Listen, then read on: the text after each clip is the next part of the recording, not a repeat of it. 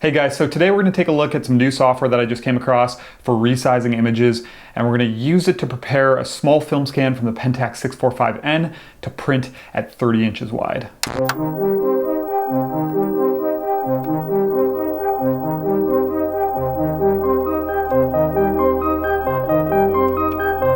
So a couple of months ago, I did a video just taking a look at how I prepare my film scans for printing, including sizing and sharpening them just within the original file size to get the best quality possible.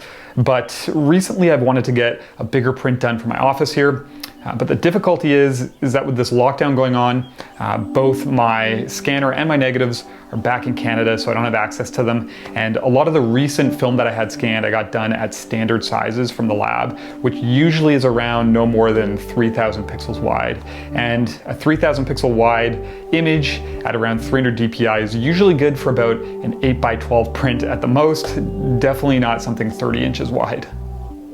So usually if I have a scan from a lab that's limiting me, especially if it's medium format, I'll rescan it at home at a high resolution just so I can print it larger. But obviously that's not the case right now. So I figured I've never really looked into resizing software or played around with that before, so why not give it a shot? So a while back I heard about a program called Gigapixel AI, which always reviewed really well and apparently produces superior results. It's AI driven instead of using interpolation, which is what Photoshop does, and people seem to rave about it when it first came out.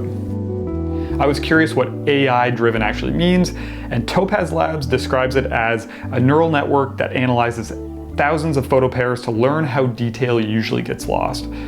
The algorithm learns to fill in information in new images based on what it has learned, effectively adding new detail to your photo. So for me, honestly, I'm not really too concerned with how it works. All I care about, like I always say, is how the final image looks to my eyes. So after reading all the good reviews about this program, I decided to give it a shot, and I gotta say, I was actually really impressed.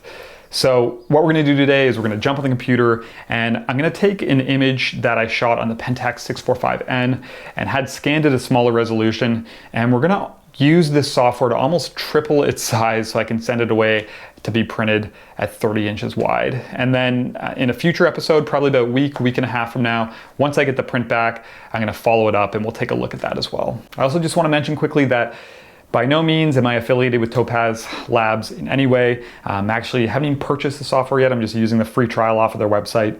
I just think this is some interesting software that has potential, and figured at the very least, could be a fun test to do just to see how the results are. So let's jump into it. Okay, so we're gonna start in Lightroom here, and this is the image that we're gonna be working with. And you can see up here the dimensions, and this is not cropped or anything, so this would have just been exactly how I got it from the lab. It's around 2,300 pixels wide, which really isn't that big. So you could probably print this around 9x12 and get a really nice kind of clean print from that, but I think any larger than that is going to be working outside of the boundaries of this. But what we'll do really quick just to show that, this will be similar to what I showed in my printing videos. We'll take it into Photoshop. Okay, so we got it in Photoshop here. So just for fun, let's go up here to image size, and you'll see that, yeah, so even working at 240 pixels per inch, the resolution that this comes in from Lightroom, we're still only around about 11.5. So if we did want to print this 9x12, we would still have to upsize it just a little bit. Not enough though that it would really cause any concern doing it here in Photoshop. Anyways, just not a large file by any means. This was just what I got from the lab, and it was a standard scan, which would be the kind of smaller resolution. They are TIFFs though, but just smallest resolution out of the Noritsu that they were using. So let's go back to Lightroom. So what I've already gone ahead and I've already exported this, but what I like to do using this Topaz Labs Gigapixel software is I don't want to apply any sharpening in Lightroom. And the reason for that is just because the Pentax 645N usually produces really sharp negatives. So this scan already is pretty sharp, and now using the Gigapixel software and knowing that it does add detail and makes the images quite sharp, I don't want this image itself to be too sharp going into the software. And that's going to be really dependent on an image to image basis, so you'll have to be the judge to kind of make that call. Obviously, if you have a scan that's a little soft or it needs sharpening, then by all means add some sharpening, but that's all going to just depend on what your negatives were scanned using and how much sharpening was added at the lab or not. So anyways, what I do here in Lightroom, I just export these. I've already gone ahead and done this, but I just export it as a TIFF. I want it to be in Adobe RGB color space, 16-bit, no resizing whatsoever, and then no sharpening. So I leave output sharpening checked off because I don't want Lightroom to apply any sharpening when it exports this image. Okay, so we'll go ahead and we're going to open up the software here. And this software, I got to say, is super easy to use. There's really not much that you can adjust other than sizing and a couple other sliders, which we'll go over. But it kind of just does its thing. So we're going to open up Finder. This is the original file that we exported from Lightroom. So the 2300 pixel wide one. We're going to drop it in here. See if that'll actually work for us. There we go. And now it's going to do its thing just based off of kind of the default settings here, minus the sliders. I have these cranked down just from when I exported the actual end file that we're going to work with. So this is going to take a little bit to load. The software, I'm working on a 15-inch MacBook Pro, a rather new one, but the software still, it takes some time, definitely, which obviously is understandable. But what this is down here, so this is a preview. So this is our original file. Obviously it's zoomed in here to whichever section we've kind of chosen. So, you know what, let's go ahead. We're going to move that up here to the sign to start with. We'll go around this image a little bit just to look. And this is at 50%. So right now, if we go up here to the right, we'll take a look at some settings while this is processing. The first bit here is resizing. So resized by, you get to choose the scale. So right now default is just set to 2 times. So the software is going to basically double this. So it would make around say 5500 wide pixel image out of this. But what we'll go ahead and do, we might as well do this now while that loads.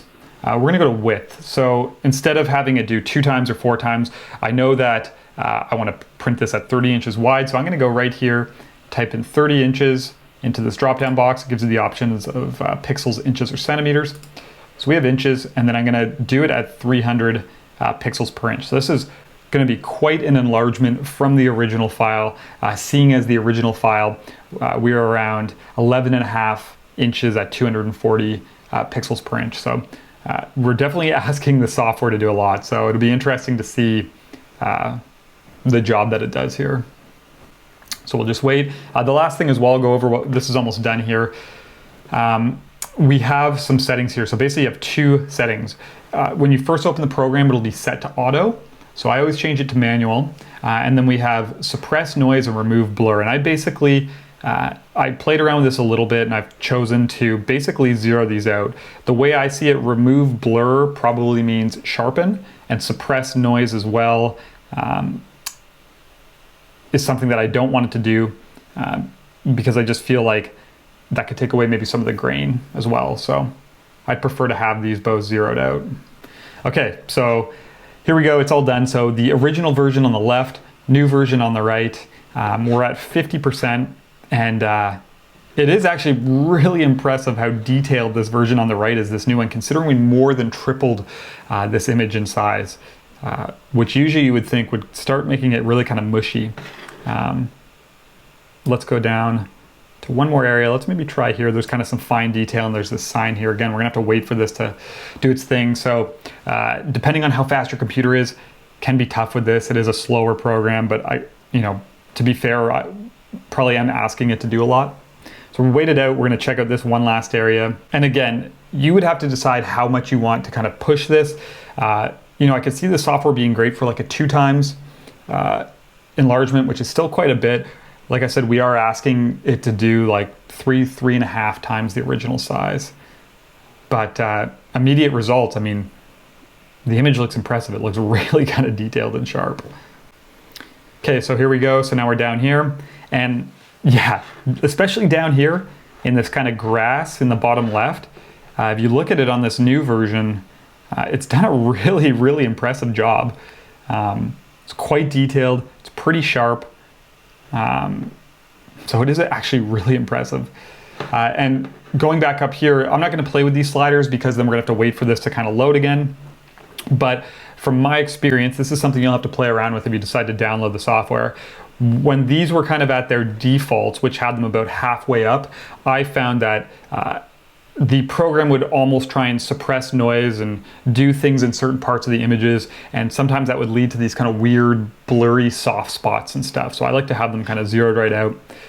But it looks good. I mean, it is really detailed and it is quite sharp, but considering that I'm using this image to print, that's not a bad thing, because for me, I always like to make sure that my images are a little overdone in terms of sharpening for printing, because that never translates completely to paper. So as I showed in my last video where I was preparing images for print, I always kind of take them through this process where I sharpen them and just make them a little overdone. But just looking here at this result right here, you know, this one straight out of this program almost looks like it's good to go, and I wouldn't have to go and do that sharpening workflow because it looks pretty nice. So I have this file exported already. What we're going to do is we're going to jump into Photoshop now. And in Photoshop, I have two versions that I layered over one another. So I have this exported version from Gigapixel, and then I have a version below it that I used Photoshop to upsize, and then afterwards I did my sharpening workflow that I showed in my other video to prepare for print. So we'll take a look at kind of the difference between the two, and it'll allow us to kind of zoom in and check out the image a little bit easier without having this to kind of load every time. So we'll jump over to Photoshop. So this is the original one that we just looked at quickly. So we'll get rid of that. Okay, so this top layer here is the Gigapixel version, and below is the resized and sharpened version using Photoshop. So let's go into, well, you know what? Let's go right into 100%, and we'll look at this area first. So this is the Gigapixel version, and this is the Photoshop version. You know, Photoshop didn't do that bad of a job, especially after it was sharpened up, considering how much we resized this image. But when you compare the two, the Photoshop version is almost a little more kind of pixely and mushy almost, I guess is the best way you could describe it. But if you compare it and you look at the Gigapixel version, it's quite fine. There's a lot of fine detail, and it doesn't look like it's really, like this version right here looks to me like there was pixels that were kind of created, and everything looks just a little bit mushy, whereas this one looks really kind of fine and sharp. And let's go down here. This is a good area, tons of fine detail here. We have this kind of power line here, a lot of this grass. So this is the Gigapixel version, and that's the Photoshop version. You can really see the difference between the two here. This one looks, it still doesn't look bad, the Photoshop version, considering we are looking at them at 100%, so we are kind of pixel peeping. But the Gigapixel version is just a lot finer. It's quite impressive. And again, we're at 100%, not much point looking at it like that for too long. What I like to do with my prints is usually look at them around, my images that are preparing for print, is I like to look at them around 50% to 33%. If we look up here in the top left, you'll see we're at 50%. I feel 50% to 33%, somewhere in between there, depending on the resolution, gives you a pretty good idea of how these are going to translate onto paper. So obviously at 33%, it looks great. It looks really sharp, a lot of detail there. And even still at 50% as well, it looks quite impressive. Again, considering we push this image so much. So overall, I gotta say that I am pretty impressed. The Gigapixel version is definitely finer, definitely sharper than the Photoshop upsize version. It looks a little kind of overdone, but like I've said before, when I go to print, I always like my images to be a little kind of over sharpened because it doesn't completely translate to paper. So I am quite curious to send this one off, get the print back and see how it looks. But I mean, considering what we asked the program to do and how far we push this image, it does look pretty good to me. So what I'm going to do is I'm going to export this one now. One last thing I'll say is, for me, whenever I'm using, say, software like this where it's kind of recreating things that didn't exist. I always want to kind of go through it, say 100%, 75%, just to make sure that nothing weird happened. You never know, you might get to an area and maybe it kind of does something funky and recreates something that didn't exist before. So definitely a good idea just to kind of go through your image, zoomed in and make sure that everything still looks really good. So overall, I gotta say, I am pretty impressed. As we saw, the resulting images are pretty sharp as the software does add some detail.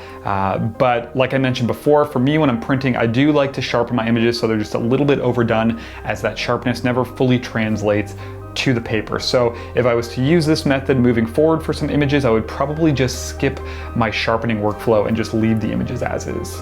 So I'm definitely excited to see the print once it arrives. Like I said, it should be about a week and a half. And then once it gets here, right away, I'm gonna do another video so we can take a look at the results together. So definitely keep your eye out for that video in the near future. As always, thank you guys for watching. Thank you for the support. Hope you're all doing well. If you're not following me on Instagram, my link is in the description below. That's where I post consistently all of my most recent work, so check that out. As always, thank you guys. We'll see you soon.